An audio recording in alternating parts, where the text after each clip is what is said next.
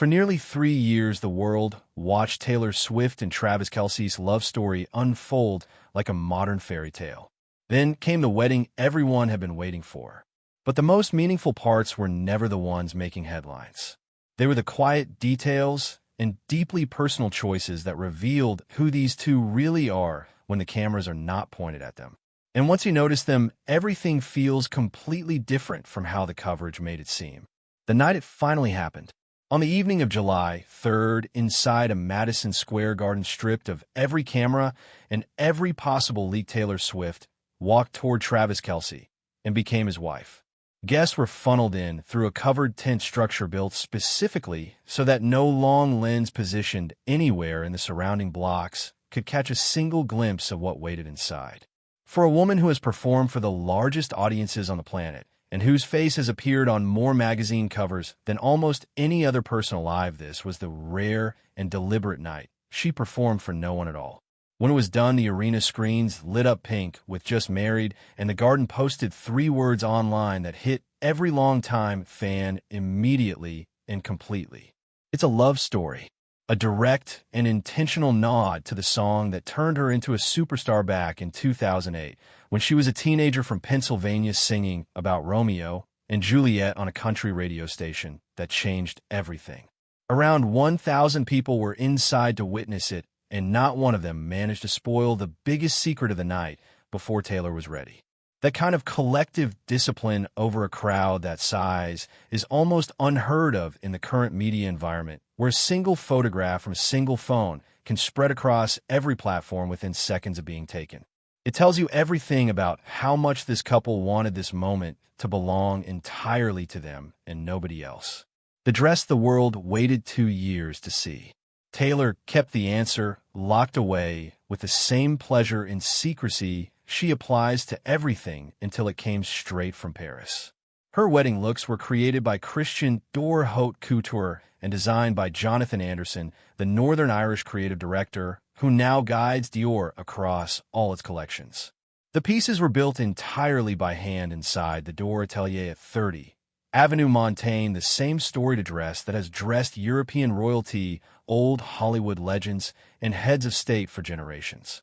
For weeks, every fashion editor and writer in the world had been placing confident bets on which house would dress her, and the silence around the question had become almost unbearable for the people who track these things professionally. When the confirmation arrived from Paris, it came without a single photograph attached, which only made the hunger for the actual image more intense.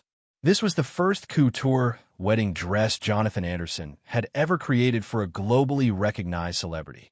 Taylor did not simply choose a beautiful gown from among the options a legendary house presented.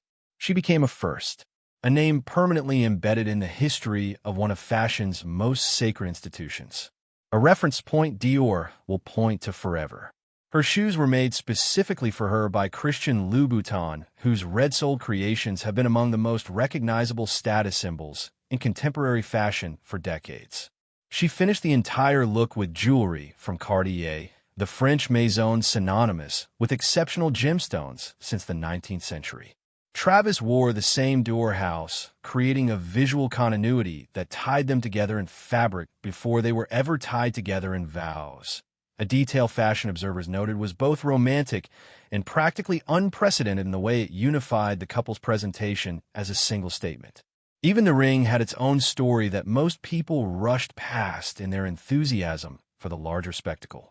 Travis designed himself in close collaboration with a goldsmith at Artifacts Fine Jewelry in New York City, using an antique old mine cut diamond characterized by soft rounded edges and a warm candlelit glow that precisely cut modern brilliant diamonds simply cannot replicate. Old mine cuts change throughout the day in different light in ways that reward sustained attention.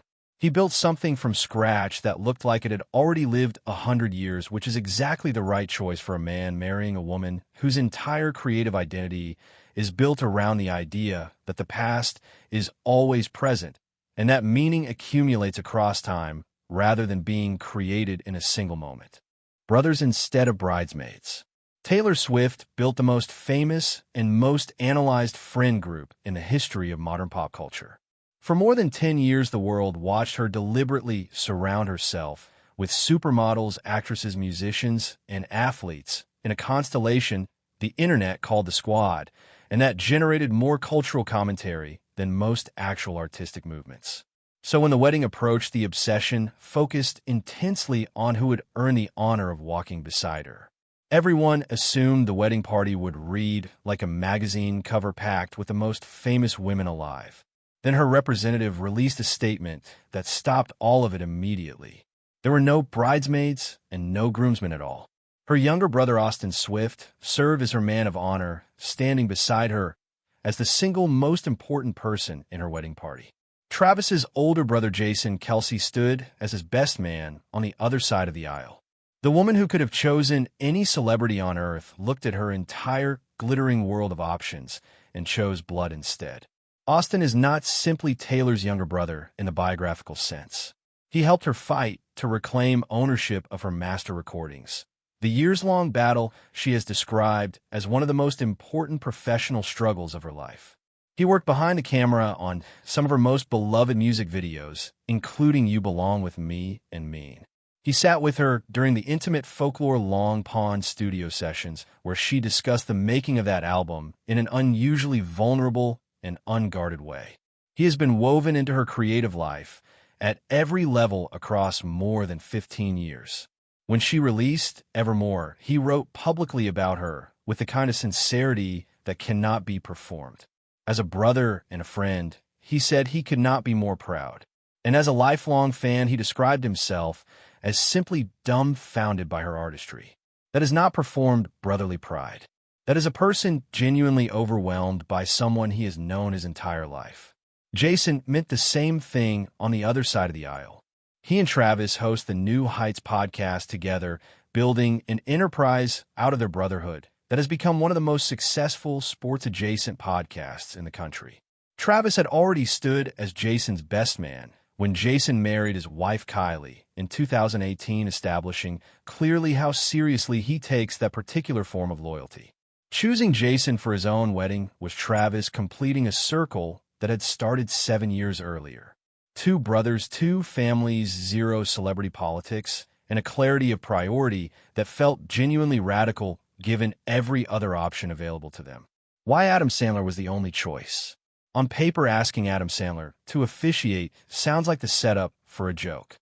Once you understand the actual depth of history between Sandler and both halves of this couple, it stops feeling like a punchline and starts feeling like the most natural decision they could have made. Sandler and Travis grew genuinely close while filming the Happy Gilmore sequel, where Travis landed a cameo that put him in extended proximity to one of the most beloved comedic actors of his generation.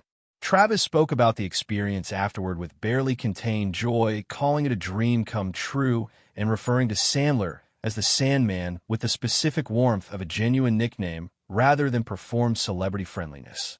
Sandler was equally direct, saying Travis reminded him of the guys he grew up with and calling him funny as hell, language that describes someone he has actually spent real time with rather than someone he has simply met at events. His bond with Taylor flows through his daughters Sadie and Sunny, who are devoted and encyclopedic Taylor Swift fans of the kind that can only be produced by genuine personal connection to the music. Sandler took them to the Eras tour film in 2023, where the whole family got to meet her. He has admitted openly that he still gets nervous around Taylor, not because he is starstruck in the conventional sense, but because he does not want to say anything that would diminish the experience for his daughters, whose relationship with her music he clearly regards with genuine reverence. He told Billboard his personal favorite of her songs is The Best Day, a tender track about family that fits the entire story of this wedding almost too perfectly. When this couple needed someone to hold the most important night of their lives in his hands, they did not reach for a stranger or a professional or a symbolic choice made for cultural impact. They chose the man who already felt like family to both of them through separate paths that had converged into the same warm place. The guests and the absences. Selena Gomez came glowing. Gigi Hadid and Bradley Cooper arrived together. Hugh Grant and Graham Norton both made it through the doors. The Haim sisters came as a trio representing one of Taylor's most long-standing musical friendships. Jack Antonoff, Taylor's closest musical collaborator, arrived alongside Lena Dunham. Country music sent Miranda Lambert, Kelce Ballerini, Brad Paisley, and Kimberly Schlappman. The sports world sent Matthew Stafford, George Kittle, and a significant wave of Kelce's teammates and rivals. Abby Wambach arrived with her wife, Glennon Doyle. Mariska Hargitay, who Taylor has described as something of a mother figure, was there. George Kittle later shared that Taylor and Travis had explicitly asked for no gifts because they had each other, and that was the entire point. Two people who could afford anything, telling their guests that nothing material was needed because the presence of the people they loved was sufficient. The absences spoke just as clearly. Blake Lively and Ryan Reynolds were not there, tied to the significant fallout from Blake's legal dispute with Justin Baldoni, a case in which Taylor's name had surfaced in various contexts. Once one of Taylor's most publicly documented close friendships, the absence of Blake from this night was the kind of gap that required no explanation to be understood by anyone paying attention. Carly Kloss, who had once been practically Taylor's shadow in public before years of cold, unexplained distance opened between them, was there anyway. A quiet signal that some relationships contain more resilience than their public narrative suggests, and that some doors remain capable of opening again after a silence that seemed permanent. The logistics, Venice City. The couple filed permits to close streets around Madison Square Garden for 3 consecutive days. New York City, the hardest city on earth to reorganize around any single event, bent itself around one wedding. A brutal heat wave with a heat index climbing toward 115 degrees threatened to make the whole evening dangerous. The National Weather Service called conditions potentially deadly. The couple responded by having industrial portable air conditioning units delivered and deployed throughout the venue while the city baked outside. The total cost exceeded $20 million. The night before the wedding, around 100 close friends gathered in the same building for a rehearsal dinner decorated with peach blooms and green foliage. Taylor brought food from one of her favorite New York restaurants. She slipped home around midnight for a few last quiet hours before everything changed. The date was never accidental. Taylor told Travis and Jason on their podcast that she loves numerology and dates and finds encoding meaning into numbers genuinely fun. The engagement caption on August 26, 2025, pulled 37 million likes. Choosing July 3rd placed the ceremony on the night before America's biggest holiday, with the whole country already in a celebratory mood. On that same day, the brothers released a New Heights episode with Prince William as their guest. A future king and the biggest pop star alive orbiting the same family on the same day.